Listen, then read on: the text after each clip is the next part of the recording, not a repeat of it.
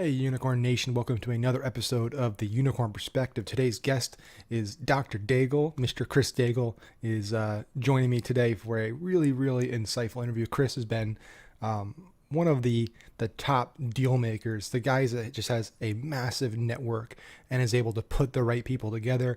He's worked with Agora, he's worked with Digital Marketer, Roland and Ryan, he's worked with Stansberry, he's worked with all the big players in our industry, and he's kind of the go-to guy if you need a connection somewhere, right? What's great about this conversation is we talked a lot about your network, right? What is your network really worth? How to structure your network, how to build relationships with the right people. You know, he has this saying, just in time and just in case relationships, which I really love. And he explains what that means in the interview, something I never heard of before. So I learned a ton during this interview because, networking and deal making and stuff, that's not what I really focus on. So this was a really great interview for me because I was able to ask all these questions that were really interesting and I found really valuable, and I'm going to put into play for myself. So I'm sure you're going to get a ton of value out of it as well. We also talked about mergers and acquisitions. That's also something he's working with Roland Fraser right now on his new Epic Accelerator program for doing M&A deals, essentially, because now's a really good time to be acquiring businesses, be merging, to be getting active in that space. That's what a lot of the top players that are growing really fast are doing right now.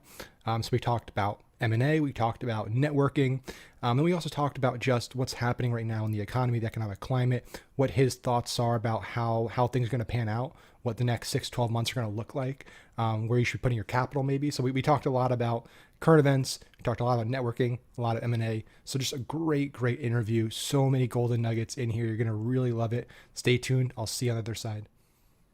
All right, Chris Daigle, aka Dr. Daigle. What's up, man? I'm excited to talk to you because I don't think you and we've been on call, I think we've been on group calls together. We haven't actually connected, but we know a ton of the same people. We operate in the same circles, and We've I done know business together. yeah, Yeah. which is crazy. You do business with people and you haven't actually met them and sat down one-to-one. So I'm Yeah. excited to talk selfishly for me, just to catch up. And I know there's going to be a lot of good stuff that comes out of a conversation. Fingers crossed, man. I hope so. No. Yeah, there's 100% going to be good stuff coming out of this. So something that I've been a big believer in, and it's hit me over the last 2 to 3 years especially, and this is kind of your big thing, is the ability to build relationship equity and kind of build capital in your audience and who you know. And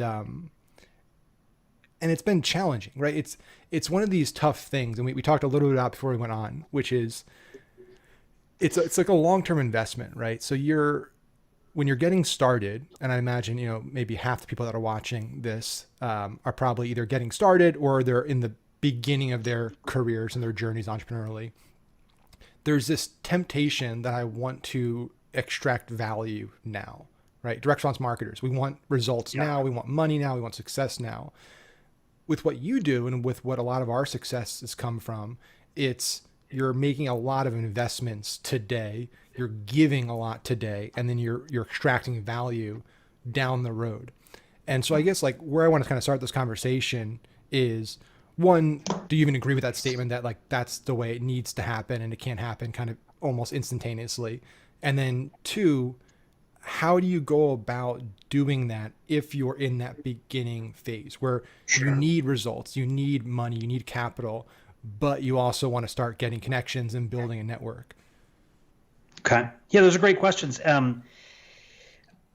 Relationship building, connecting, networking, that sort of thing, it's a soft skill. Most people, especially entrepreneurs, if you're at the phase now where every result matters today, you're going to be more focused on short money, right? And what happens with short money is, in my experience I've been working, mentoring, coaching entrepreneurs for 20 years as part of my natural life, right? I'm not a coach, but what I've noticed is that there's a saying that I discovered the other day. It was, the more impatient you are, the more expensive it is. Okay. And how that relates specifically to, any result in business, right? I'm 47 now, but I wasn't always.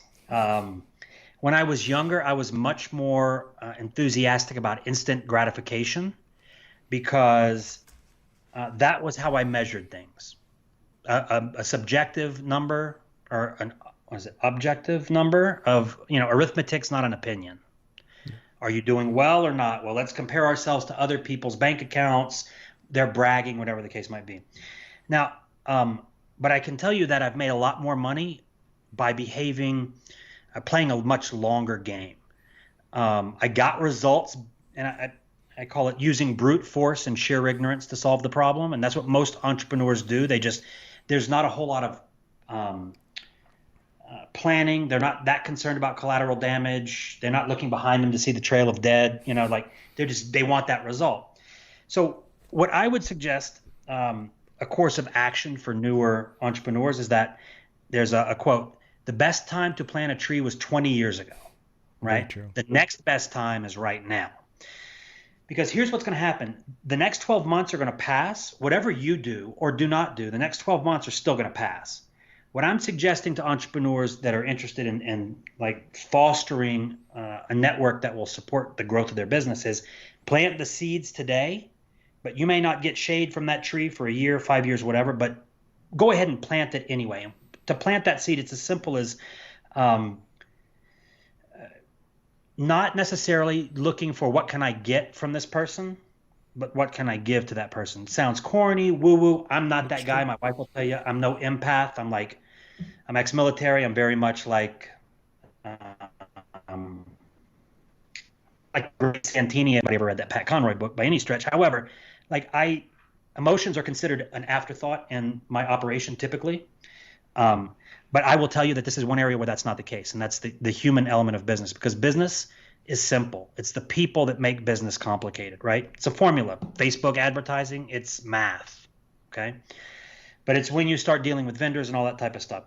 So what I would suggest to you is that in addition to taking care of today's cash flow needs today by doing the tactical things and sending the emails and writing the copy and all that type of stuff, schedule into your day, this is some advice I gave to somebody this morning, 30 minutes a week.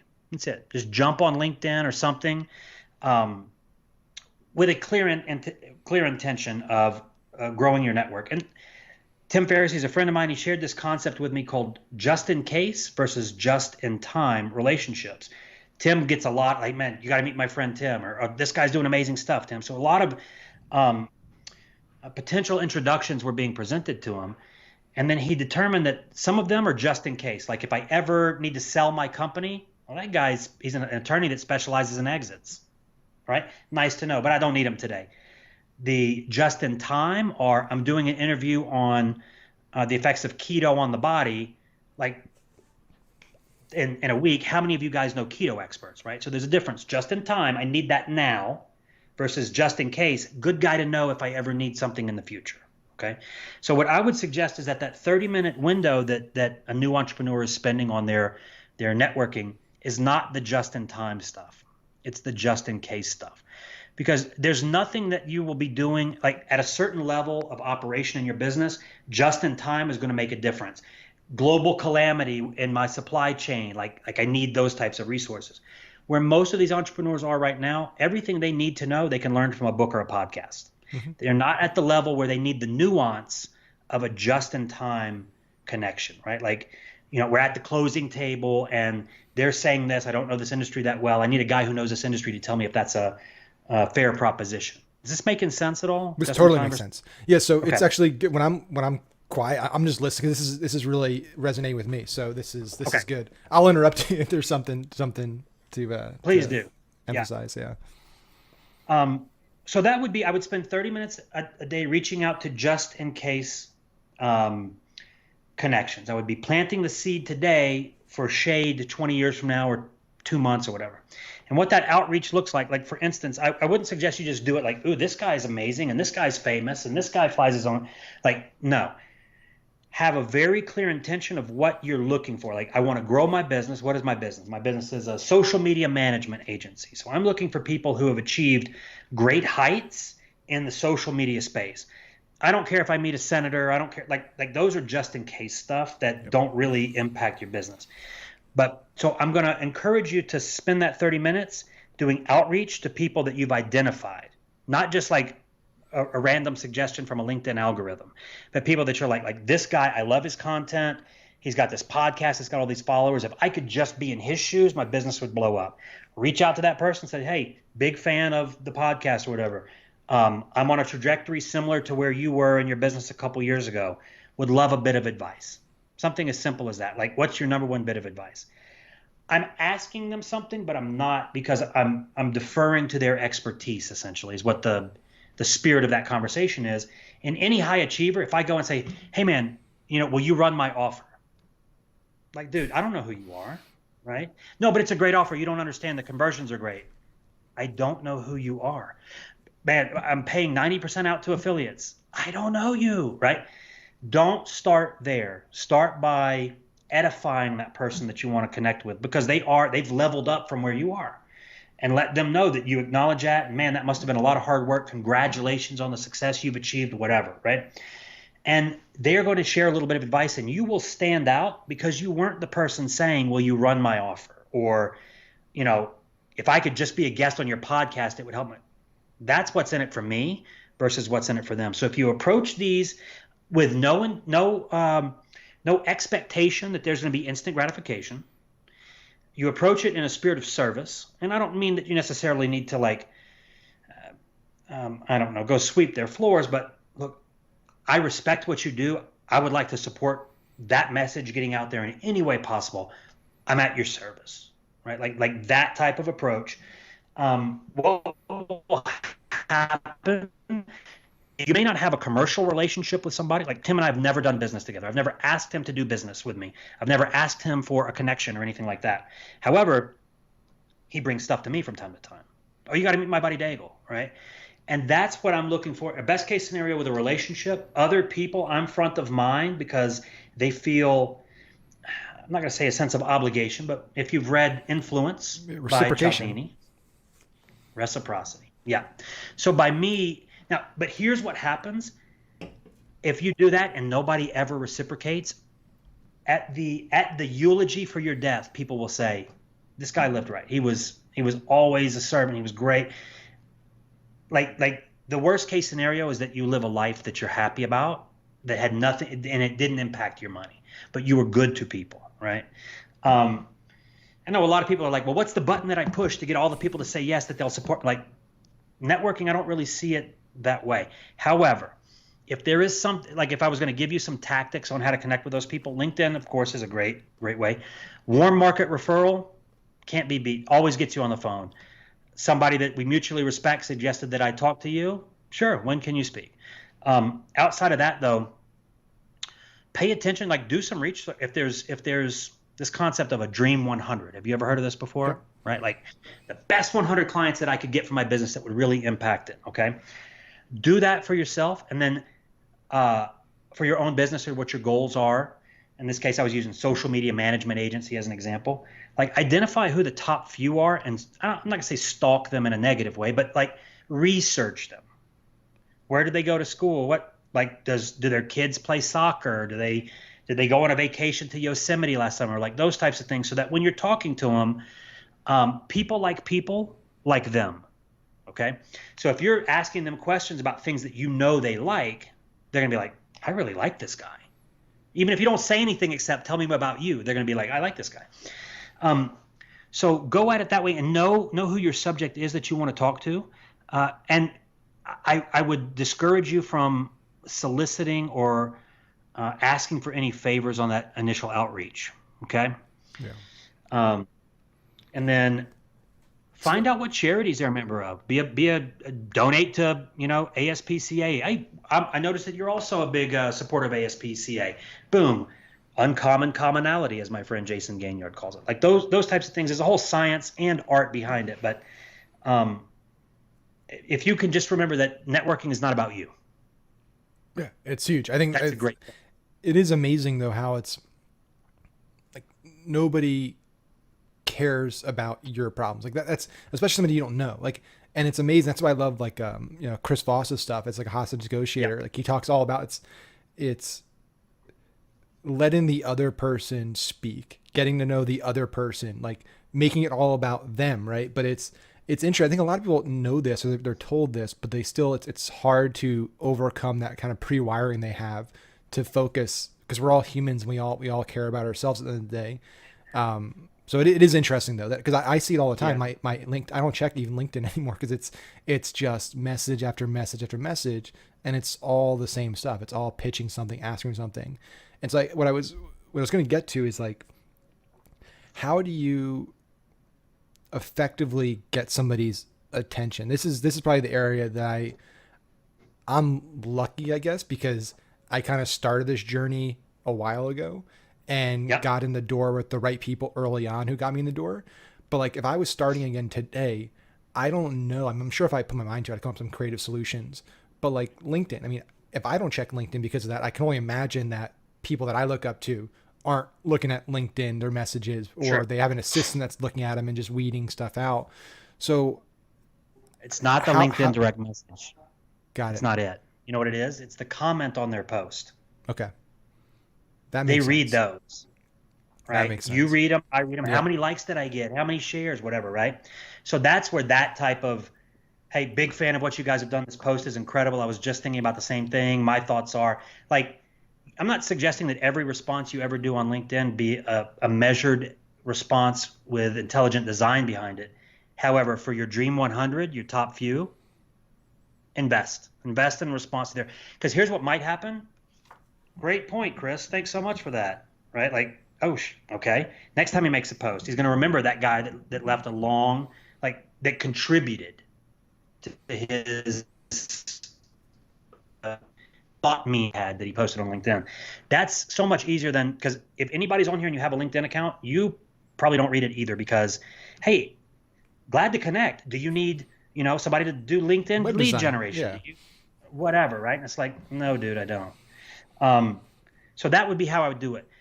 You always want to identify what communication channel is the most effective for anybody.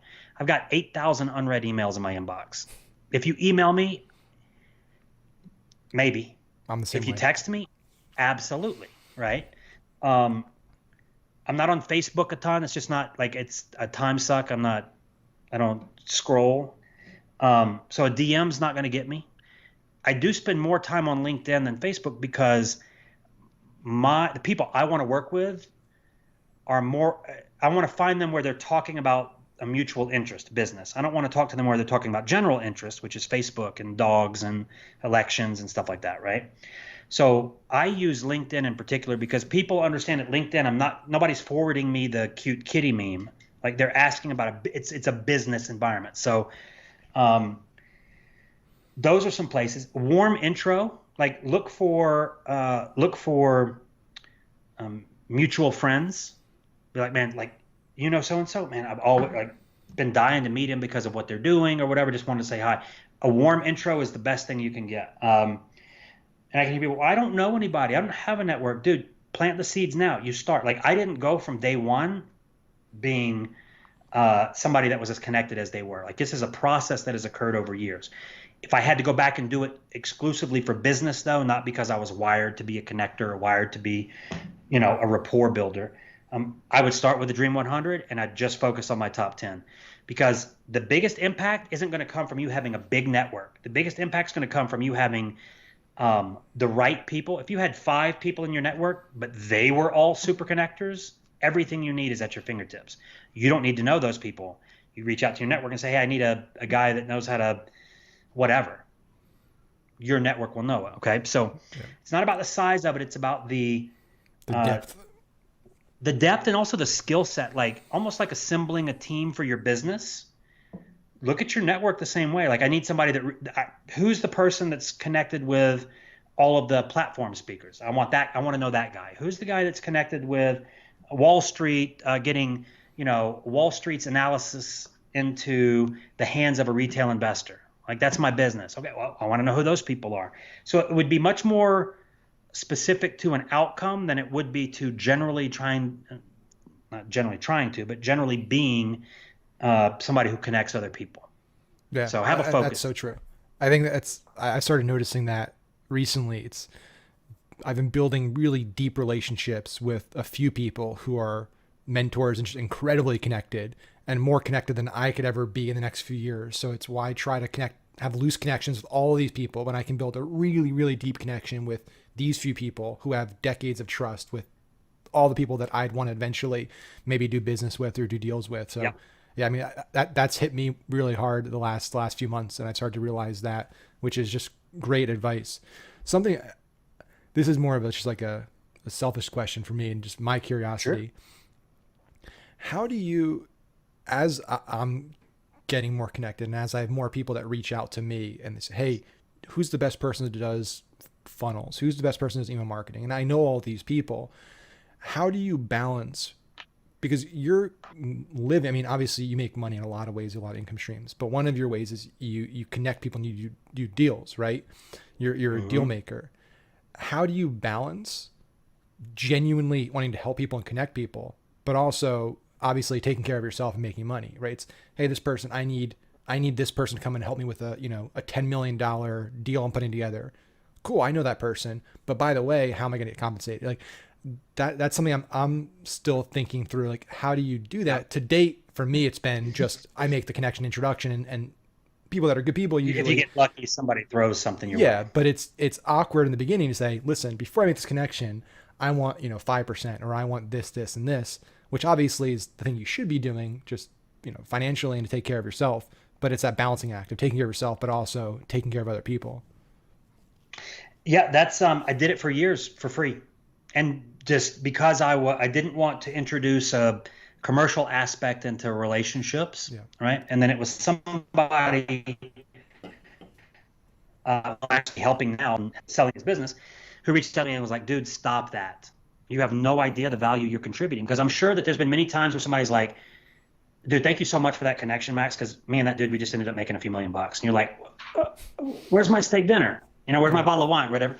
Not to be that way, but so what I did was I just introduce it casually into a conversation where there's a few things. Best case scenario for me, somebody comes to me, they need access to my network. I'm going to get a piece of their business because I'm going to provide more than just a connection, right? I bring more than just, I'm more than just a telephone circuit board connecting people. Like here's an interesting thing, because of the relationship that you're having with those high achievers that you mentioned earlier, you're getting a peek behind the curtain of stuff that they don't share with. So you're seeing like problems that exist in businesses, problems that their clients are having in business that none of us want to advertise, hey, we're having a hiccup in the business kind of thing.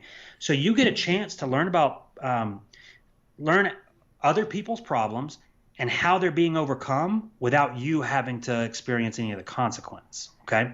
So one of the first things that I would do would be identify what's the ideal outcome. Like, what do you want from this guy? Well, I want him to run my offer. There's so much more flavor to that deal than just somebody running your offer, right? If there's enough of affinity or match there between your businesses that you think your offer would be a good fit for there, let's take this beyond transactional. Yeah. How can we merge ecosystems to some degree to where my people know they always hear about you and your people always hear about me? So that's the type of value I'm going to bring to an introduction. Is going to be way beyond, yes, I can connect you. So I'm going to be looking for a piece of equity ideally, because it's not about you making the connection. I'm sure you've made connections many times and somebody was like, please connect me. You do an email connection and you never see, like, nobody replies. Okay. Yeah. So that's bad for you. It makes you look like you don't have clout, right? Because nobody's like, oh, if Max says to introduce, right, or whatever. But you're wasting the other person's time. Okay, so you're spending relationship capital with zero result. So you don't want to do that. I make sure that when somebody's saying that, yeah, man, no problem. So typically, and this is how it'll go. Oh, you want to meet so-and-so? We get clear on what they want. Okay, so here's a couple of other ideas for how you guys could work together. No problem. I'll make that introduction, no problem. So typically what a relationship looks like is I'll take X% I just introduce whatever I want. Just typically how it works is this. And then the ball's in their court. Because are they going to say, oh, no, I just wanted you to do this for free. I didn't want to compensate you for all the value that you're going to be giving me, right? If they do, Bye. That's not that you can still be friends with them, but they're not going to be a good steward of your reputation if you make an introduction because you know how they're wired, right? The people that understand the value that you're bringing to the table are like, no problem. And then what happens, so now it's gone from just me being a circuit board connecting people to me taking a fee for that and having zero issues, like no guilt, no nothing. This is one of the ways that I feed my family. And if you don't want to pay me for my service, no problem. But my direction is going this way. And that's just like you have to be okay with the value, charging for the value that you're providing. Most entrepreneurs that are listening to this do a number of things.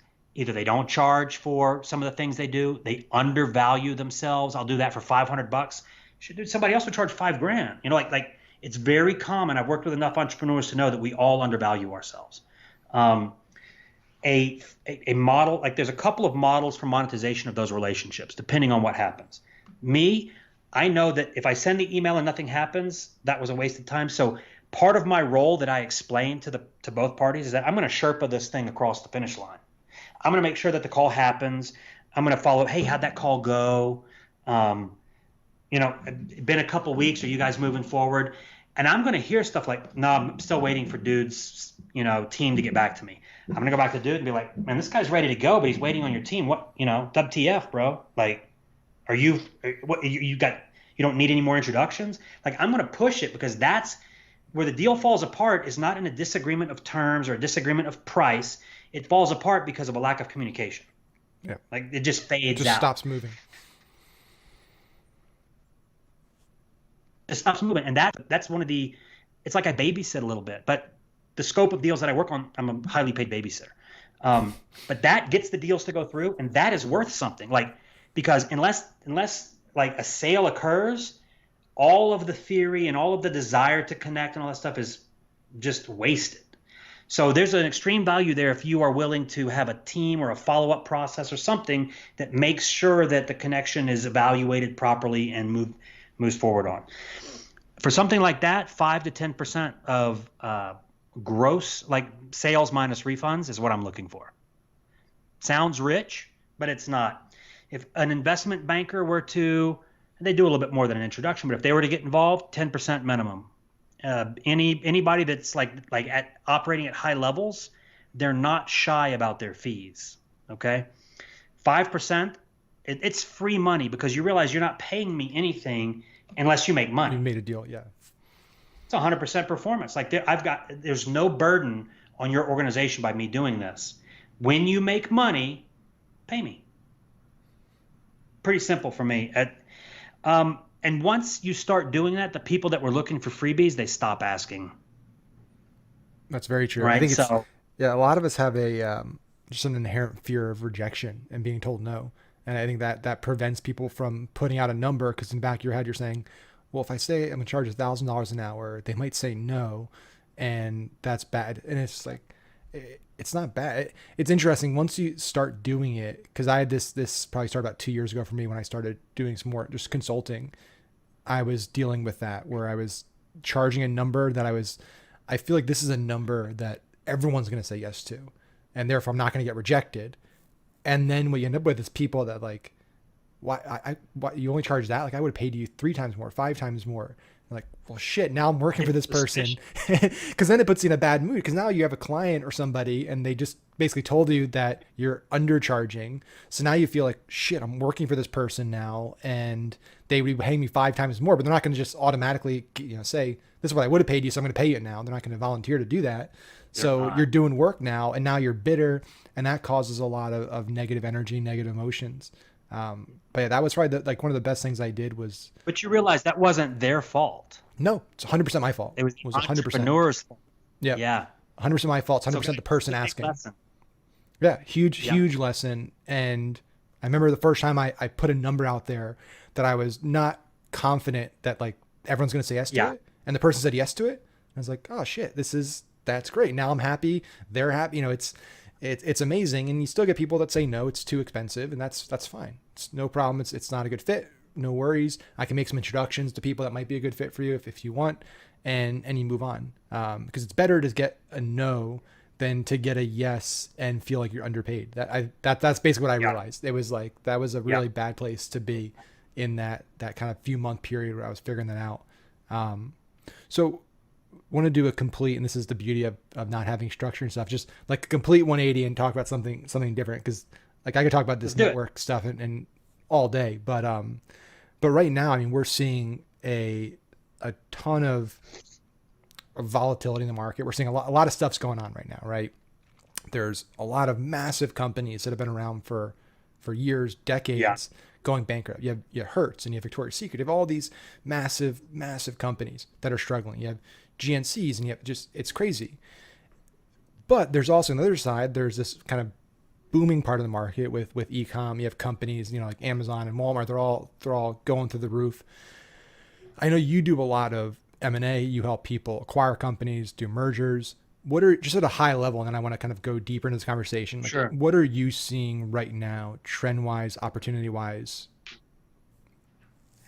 It's bizarre. I haven't spoken to one person in my network that's like, oh, COVID has killed my business. Everybody I know is thriving right now. Yep. I don't have a network that includes waitresses and like, so I'm certain that that's a tough time to be in a service industry or something like that. But for the people that I'm coaching and my peers and stuff, everybody's kicking ass.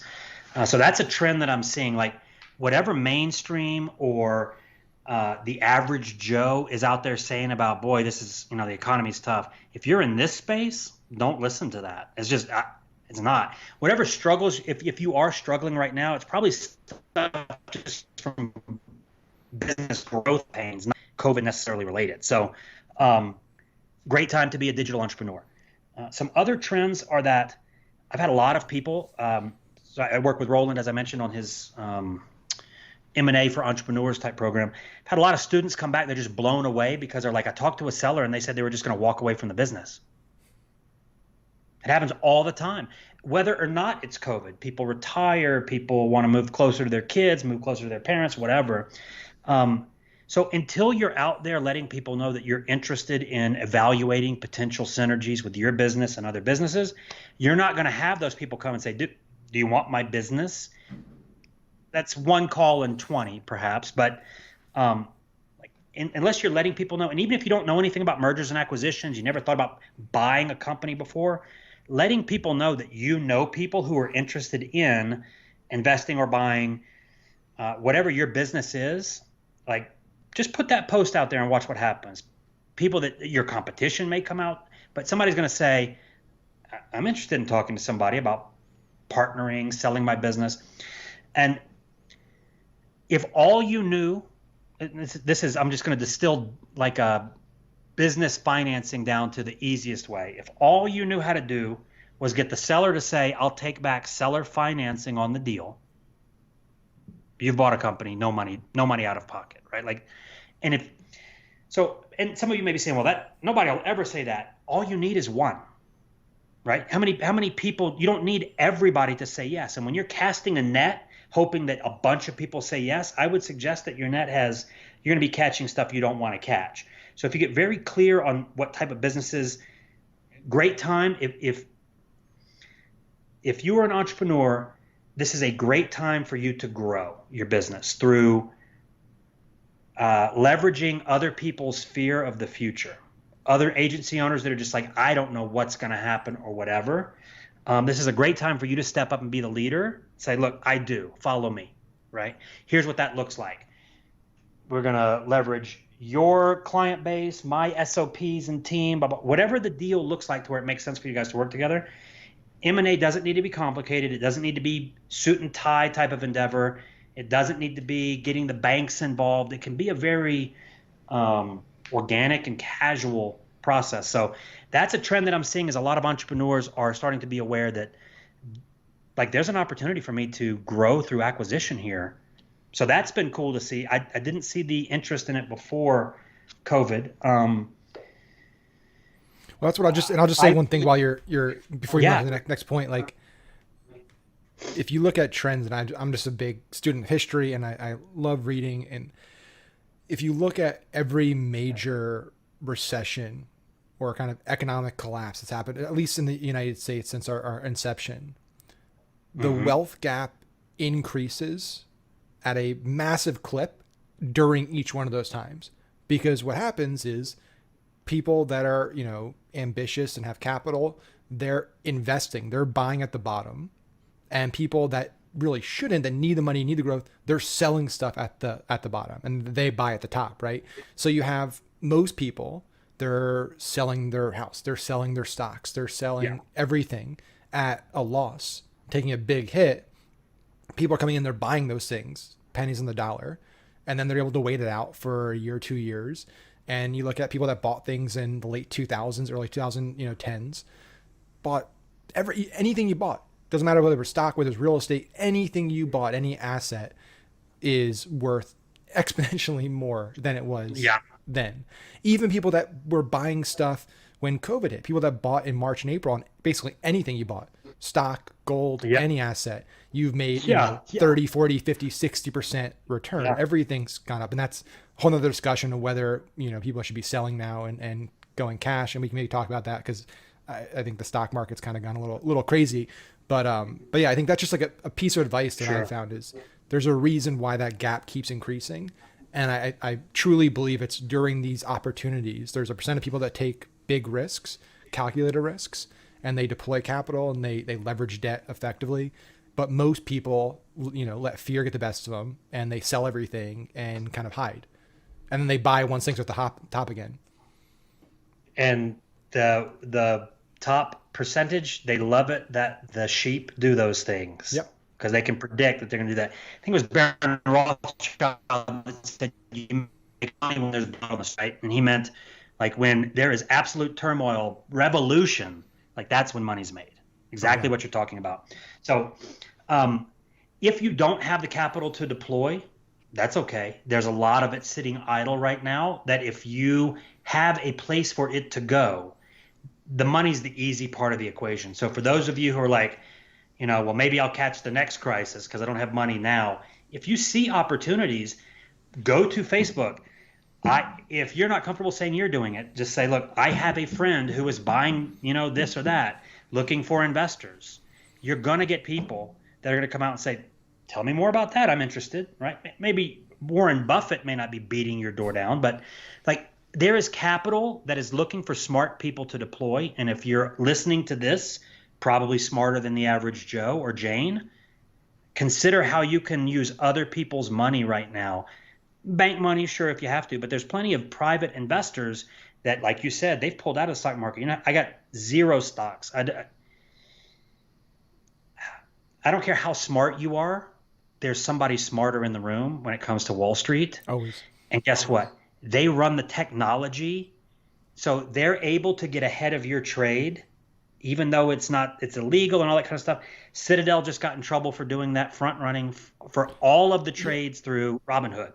It's insane. They put the, I forget how many millions they pay. Yeah. How many extra millions of dollars a year these traders, high frequency traders pay to move their servers like a foot closer to the pipe, like crazy shit to have an extra foot to get that microsecond. So when they get the, non-farm payroll or other data coming in, they have an algorithm making the trade, beating the average person by, So you're not going to beat those people. So average person like me, if you're on this thing, invest in yourself. Honestly, I mean, 401k, I get it. But even with a 401k, you can do self-directed where you can invest in businesses, invest in real estate, hold precious metals.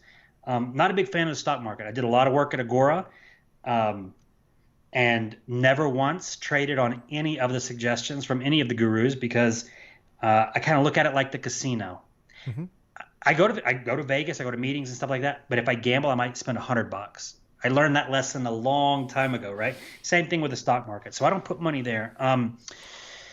Some of the other opportunities are that this is not a time to fire necessarily. This might be a great time for you to start sourcing talent because there's so much flux in industry that talent that otherwise would have been very secure is now looking for stuff. So great, like, let's flip that paradigm. Instead of being like, oh my gosh, let's get scared. what's the silver lining from this? Like, ask yourself better questions, and your brain will give you better answers. And one of those is that there's A lot of talent. screaming deals. Yeah, there's a Yep. lot of talent. There's screaming deals on businesses. There's your competition. Some of your competition just won't surface in 6 months, right? Like, so there's good stuff that's happening to this. I get it. No amount of distress or fear that I have or sadness is going to make somebody's life better someplace else. So I just don't spend a lot of time. The most productive thing that I could do because of the skills that I have is go make money, because I know that I'm a good steward of it. I'm going to do uh, like small business is where all of the jobs get created. Like I know those are going to come from me being more um, acquisition focused or growth focused when everybody else is fearful. So I don't know if that answered your question, It but did. Are you seeing more people looking to acquire to kind of grow the bottom line of a singular entity to, because I think right now there's obviously a group of people that are just arbitraging and they're, you can buy a bunch of a few $1 million a year companies at a 2 to 5x multiple, package them together and sell them for 7 to 10 to, a bigger firm. Are you seeing more people kind of trying to do that? Or are you seeing more people getting in and just trying to buy individual kind of income producing assets that oh, maybe aren't the, integrated? the yeah, the people who package for resale to the bigger fish, those guys never stopped, right? Like they're crushing it right now. But what I'm seeing, and again, it could be just because of the box that I live in, but I've been working with Roland Frazier on his Epic program, which is Yep. teaching mergers and acquisitions for entrepreneurs. And because I've been seeing that, here's the big aha is that the people that are spending $50 or whatever for this challenge, some of them, most of them are successful business people. But this is just an area of business that as an owner operator, they just haven't been exposed to a lot of it. So it's been really cool watching owner operators have this aha moment where they're like, oh, this isn't just for the big guys. Like I can do this.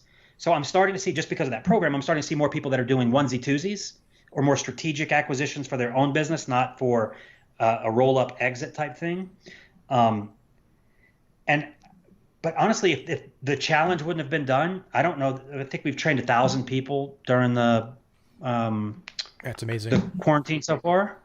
Like those 1,000 people, maybe 1% of them might have actually learned M&A during COVID if there wouldn't have been an outlet for them like this. So it's been pretty amazing to watch. I have a feeling that if you ask me this question, and if Roland continues to do this, if you ask me this question in a year or two, I think I'll be telling you that I'm seeing a lot more of the smaller guys doing roll-ups, because it's not complicated. For anybody who's not familiar with it, here's what happens is that if I buy Max's business, he's going to charge me a certain price. But there are people that feed Wall Street, and how it looks. Max sells it to me. I buy 3 others like Max's. I package those up into one balance sheet. I sell that to a bigger fish who does the same thing at that level, who sells it to this guy, does the same. So we're you and I operating very low on that food chain. Um, but that concept is called a roll up, where you get 4 or 5, again, we'll say social media marketing agencies, 4 or 5 agencies. It's a little more, not much more complicated, but essentially we're looking to get all of their balance sheets uh, aggregated so that I can go to a bigger fish and say, look, I've got a business that's doing 10 million bucks a year versus 8 businesses that are doing 1.5 million or something, right? So the big guys, they're not interested in that stuff because there's just not enough spread. They're going to put the energy into it to make a little bit, where they can put the same amount of energy into a bigger deal and make a whole lot more. So all I'm doing and is in that case as a roll up, I'm just helping feed the big guys by all of these mom and pop operator shops that are struggling right now. I get them together, sell them on the plan. I get an equitable position in exchange for that. The ownership you have in your company will be worth more, because the big guys pay a higher multiple. You might charge me $1 million for your business and I bought it. The big guys might be willing to pay 2 or 5 or 15, depending on how far up the food chain. So that roll up, all it does is it allows you to start playing at an up-leveled environment. You're doing the same things, talking to sellers, structuring the deals, figuring out how to grow it, cutting costs. Those things are the same whether it's a business doing $250,000 a year or $200 million. The principles, the framework's the same. So one of the things that I encourage everybody to do, I mentioned it earlier, we all undercharge, right? We're like, well, I've had so many examples of exactly what you said. You asked for a price that made you uncomfortable to ask for, and they didn't hesitate. Sure. Yeah, because you're worth it, right? But you don't think that. They do. And that's entrepreneurs, that's humans, that's just patterns that we all have to deal with. If you can get over that, then what happens is you start thinking bigger and you start asking yourself, not how can I add another 10 grand a month to my business? You start to ask, well, what would have to happen for me to add $1 million a month to my business? Maybe that never happens, but just by asking that question, you start playing that mental game and you're answering that question. And the things that you come up with to answer that $1 million a month question, some of them are going to be applicable to take you from 10 to 50 or 100 or whatever, right? So by asking those bigger questions, the only reason that people aren't like having compressed growth cycles is because they're living in a box, and that box says, oh, this is what we do. They're not saying, well, what if we did this? Simple thing. You can do it while you're at the stop sign, while you're in the shower. But those answers that come to you are going to be, that's where the game changer happens. It's not going to be you learning the new headline or this marketing tech stack is going to, that's not the thing. The thing is you answering bigger questions than you're asking now. That's what gets you to go, oh shit, that's actually pretty easy. Maybe I'll just start doing that instead of, anyway. That's so true. And I think that's a real struggle for especially a lot of people in our industry in the direct response marketing world is you can make a lot of money with tactics, right? You can be a performance marketer, you can do all these things. You can make, a few $1 million a year, but you become so consumed every day with doing things that you spend such little time thinking about things. And for me, I mean, that's been one of my biggest like changes that I've made in the last few months, especially since everything's happened, has been hiring more because we can find more talent and doing less, like doing less tasks and spending more time just reading and thinking and just writing. Like what could we be doing that's bigger? Like how could we be taking what we're doing here and packaging together and doing something that's more, has bigger opportunity, can get us to 2 million a month, 5 million a month, whatever it might be for this specific business. Ask that question. And that's a paradigm shift. That's a big change in how you think and how you look at things and your overall happiness, because you realize there's a lot of things you were doing you probably didn't need to do, or you could delegate to somebody and still get pretty much the same results. But I find, at least in our space, not a lot of people making that jump from being like the operator and doing everything to then kind of letting go, delegating and shifting the way they spend their time every day. I don't know if you have any thoughts on just like how to overcome that chasm and kind of make that jump. So Gary Vee has this concept of clouds and dirt. And I don't know if anybody on here watches Gary Vee, but clouds are macro, 30 to 50,000 feet. Dirt is, I need to get Zapier so that I can integrate like it's the minutia, right? Ideally, so owner operators, they're not operating in the clouds. They're a few feet off the ground max. Okay, so all they can see is the tactical, all those things, like the little gears spinning in their business. Up here, you just can't see that stuff, right? So you don't think about that stuff. I'm not suggesting that you neglect it. I'm suggesting that you put systems or human resources in place that will keep those gears spinning at the dirt level. But here's where it gets interesting. For every hour of planning that you do, you save yourself about 4 hours of actually doing, right?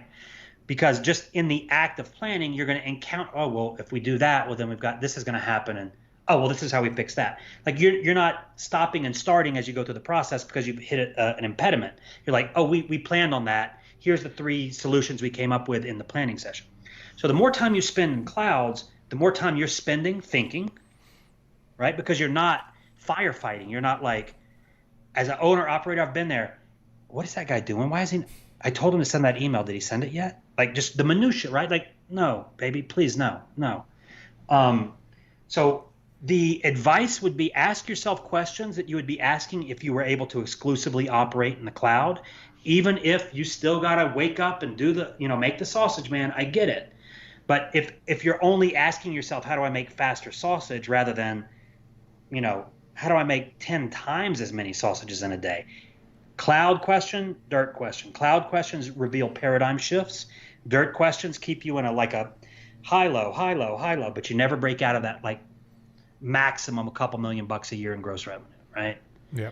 So You're playing. that's You're on my this. thoughts on Yeah, it. I agree. I think you stay on this treadmill where you're moving forward, but you're not moving forward, right? You have this belief that you're moving forward and making progress, but at the end of the day, 10 minutes in, 100 minutes in, 2 hours in, like you're still in the same exact spot.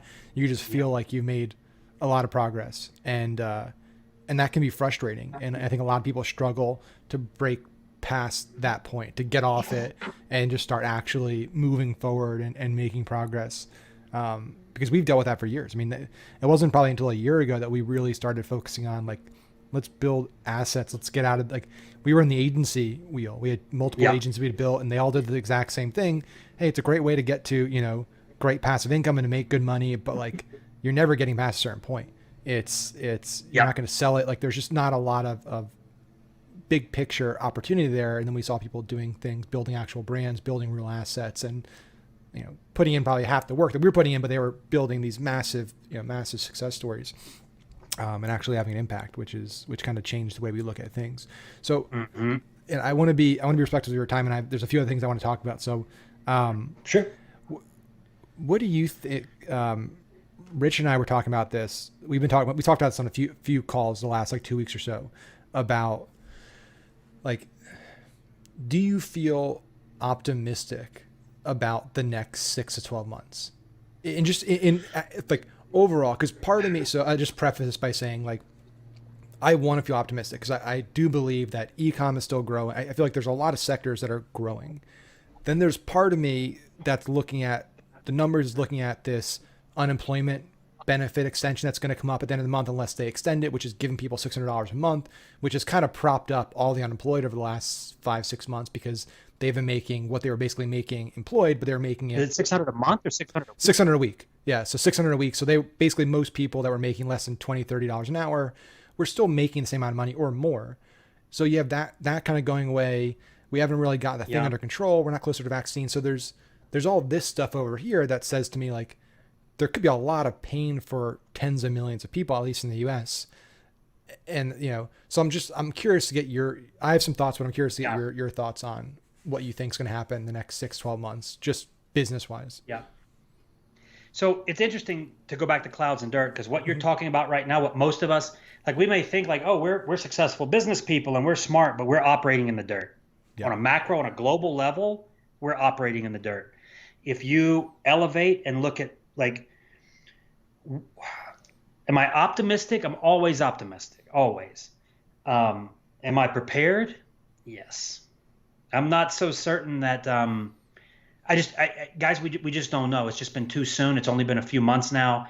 The people that were unemployed, they're getting paid right now, right? Like, and in Spain, I guess it's a Spanish saying, but the difference between peace and anarchy is 9 meals. And what they mean by that is that, like, let's take a look at today. If Walmart or the distribution channels were to really grind to a halt because of strikes or whatever, and food stopped showing up, e-commerce wouldn't matter.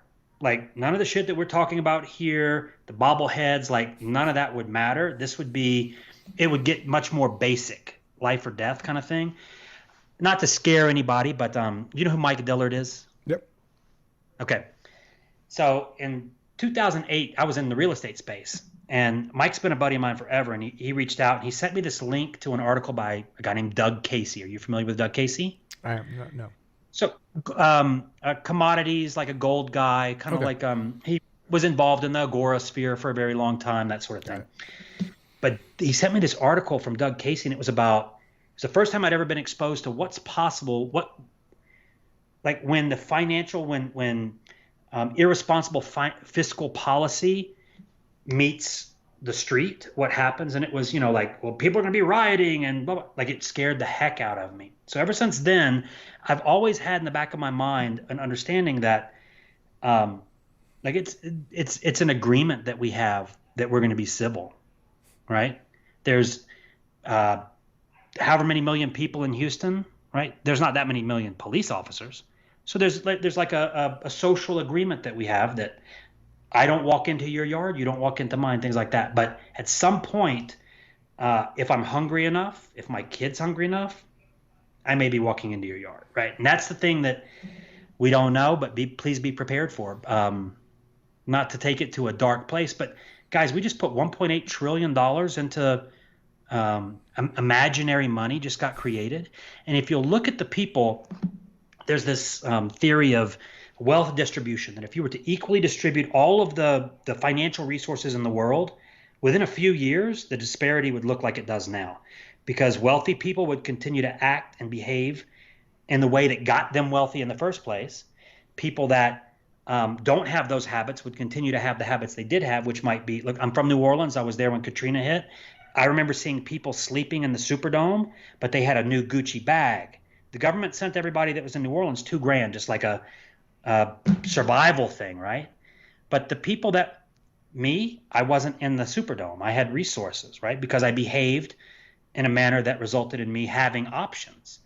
The people that didn't have those options, that were all of a sudden given $2,000, they behaved the way that they continued to behave.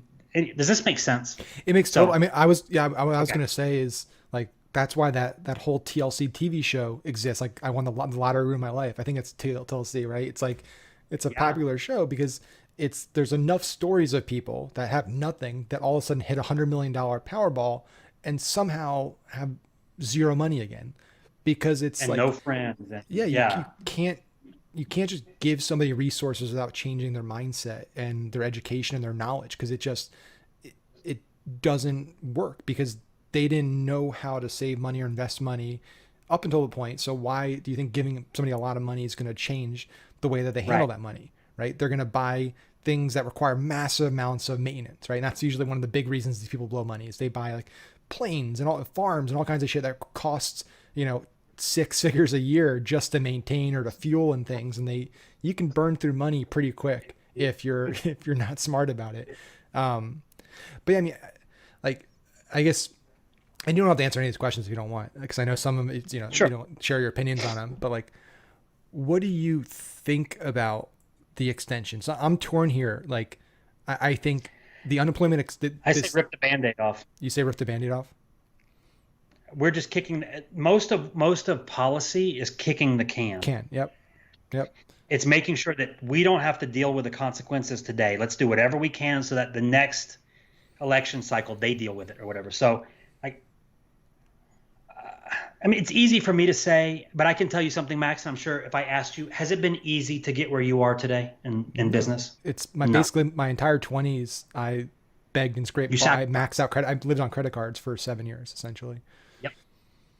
So, I, I'm not saying that for it's easy for you to say you got money in the bank. It's not. That's not it at all. Like this is like I paid the price to get where I was. Time without family, massive stress, whatever. Everything Yep. entrepreneurs do to get there.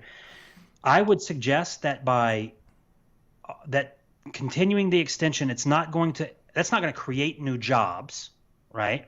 Yep. Um, the forecasts are that if the quarantine continues, that there will be some jobs that just won't come back, Mm-hmm. right?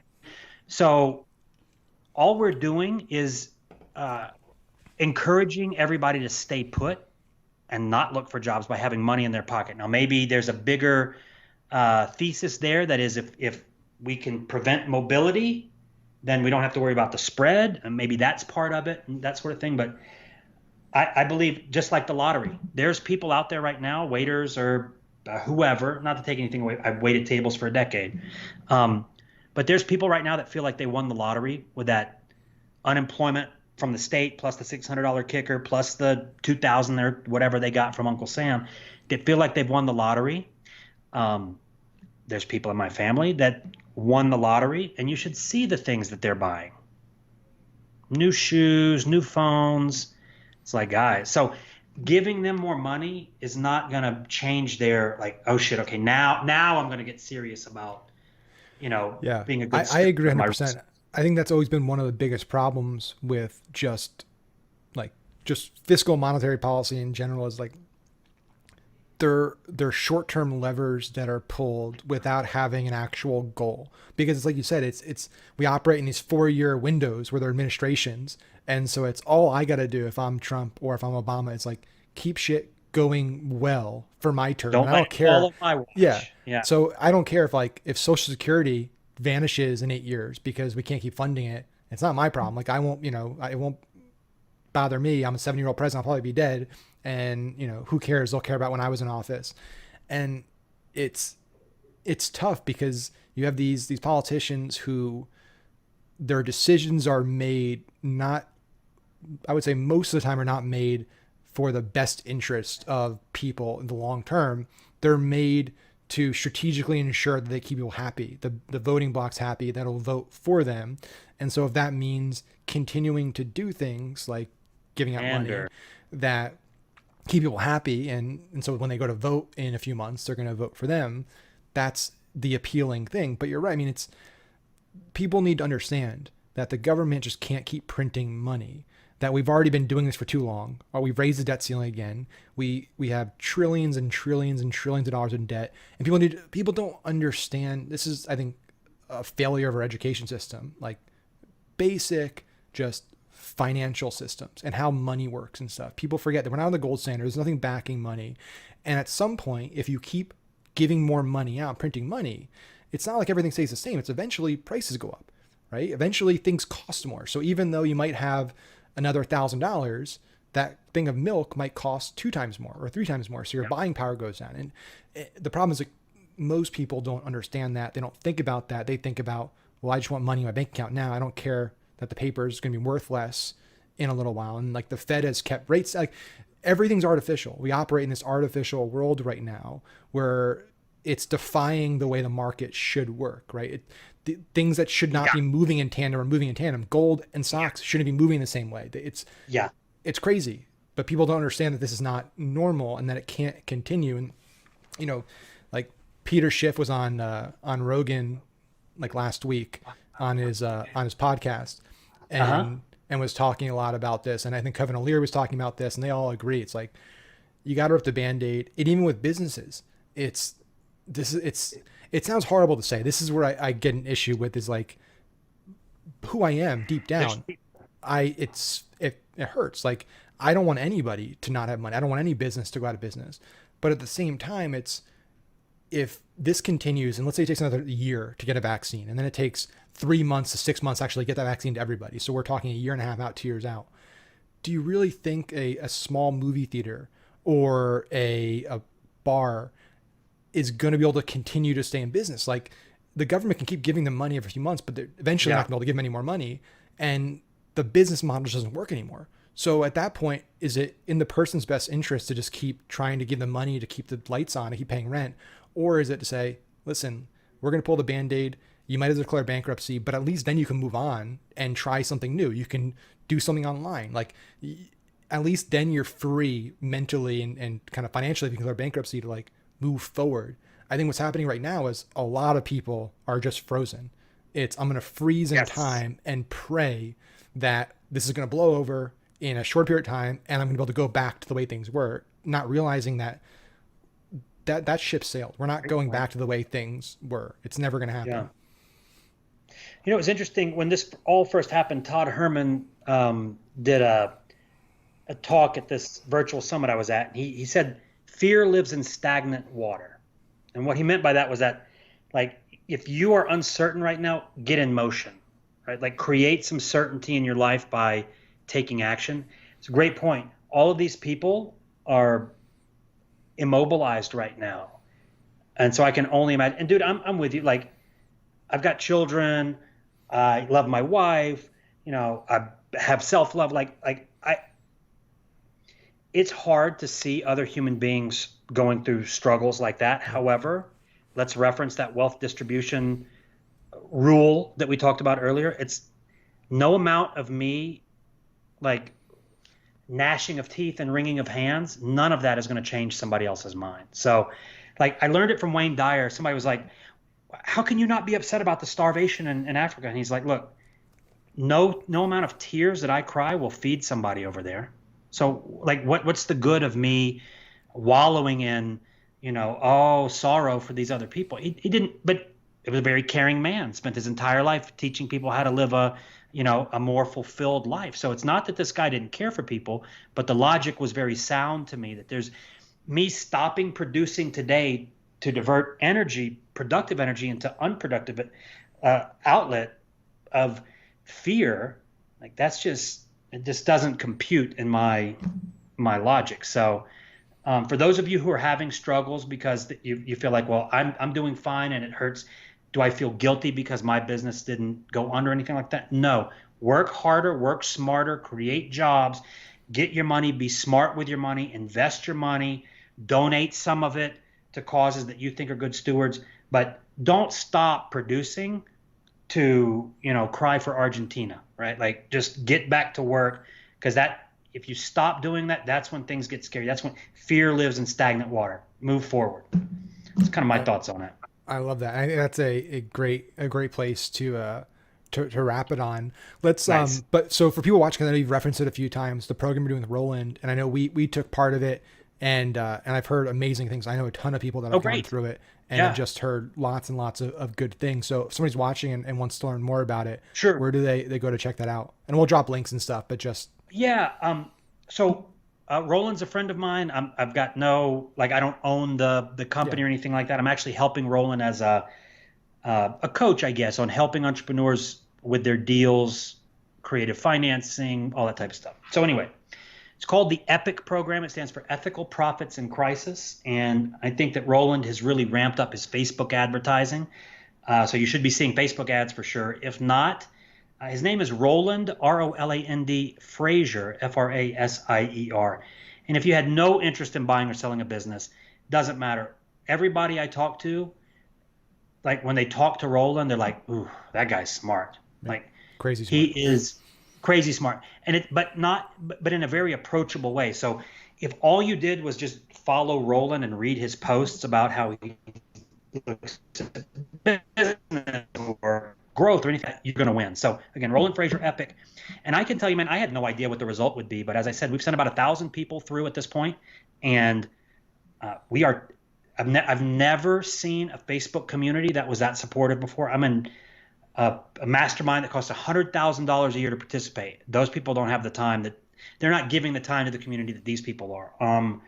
It's not all newbies. There's career M&A people that are in that group that like they're learning from Roland, but they're also contributing in the Facebook group and they're taking calls from other members who want to connect with them. So it's an amazing experience for everybody. Epic. Worst case scenario, it's not about us. Like if this is your understanding of business, let's say it's a sphere, right? A pie chart. We're not looking to replace your understanding of business with Roland. We're looking to do this: expand your pie chart, give you skills that you can continue to be an owner operator, but now you understand how to increase valuation for your business. Now you understand when one of your peers says this, that maybe that's an opening for you to say, hey, let's talk about a merger or whatever. It's been very empowering, I think, for everybody that's participated. It's been awesome. And he does a 5-day challenge, $55, I think, maybe $100, something like that. But this guy, it's grotesque, the over delivery he does. It's like he blows you away with the amount of access and content. And so big fan of what he's doing, and I'm just damn glad to be a part of it. So Amazing it's stuff. been Yeah, and I give yeah, it 2 thumbs up as well. So definitely go check it out, and we'll drop the links below. But this awesome. was an awesome conversation. Definitely hope to do Thank you, another one Max. soon. Thanks so much, Yeah, brother, and we'll see everyone on the next episode next week. Thanks again, man. take care, everybody. Well, I hope you enjoyed that episode. I know I have a blast with all these episodes. This is something I really have fun doing. This is a passion project for me. There's no real big agenda here, but I've been getting a lot of requests from people that listen to the show, that watch it, wherever they're watching it, for how they can learn more, how they can get into the community, the unicorn community. So I wanted to record this little outro just as a way to tell you more about how you can get deeper into our community, learn more, engage more, build deeper relationships, and all that good stuff. But first, if you enjoy these episodes, wherever you're watching, if you're watching it on Facebook, YouTube, if you're listening on Spotify or iTunes, make sure wherever you are, if you like this, give it 5 stars, give it a thumbs up, give it that like button, wherever you are, right? It's going to be different wherever you are. Write a review and make sure you subscribe so you get the latest episode that drops every week on Thursday. Now, if you want to join our free Facebook group, It's growing like crazy. We now have over 23,000 people in that group. Just go to Facebook and search Marketing Strategies for Business Leaders. That's our free Facebook group. Amazing content in there. We're starting to really build it up and do some cool stuff there. If you want to go further, if you want to invest in yourself, you want to be part of our kind of premium program, specifically to learn advanced cutting edge paid traffic skills, be able to ask me questions on a weekly basis, be able to have me personally review your ads, your funnels, your landing pages, all that good stuff, go to Paid Traffic Training, all one word, paidtraffictraining.com. You'll be able to learn all about that program. It's a monthly program, gives you access to both my Facebook courses, private Facebook group, and again, we do weekly calls where I do a 90-minute call with our students, and they can ask me anything. I share the latest and greatest stuff. I can review, ads and funnels and all that good stuff. I do audits, Q&As, amazing stuff, and that's just $97 a month. It's month to month, no long-term commitment. So if you want to be part of that, paidtraffictraining.com. If you don't, but you want to just be part of our group, go to Marketing Strategies for Business Leaders. That's on Facebook. Just search that. Join our free Facebook group and join the Unicorn community. And remember, give it 5 stars. Hit that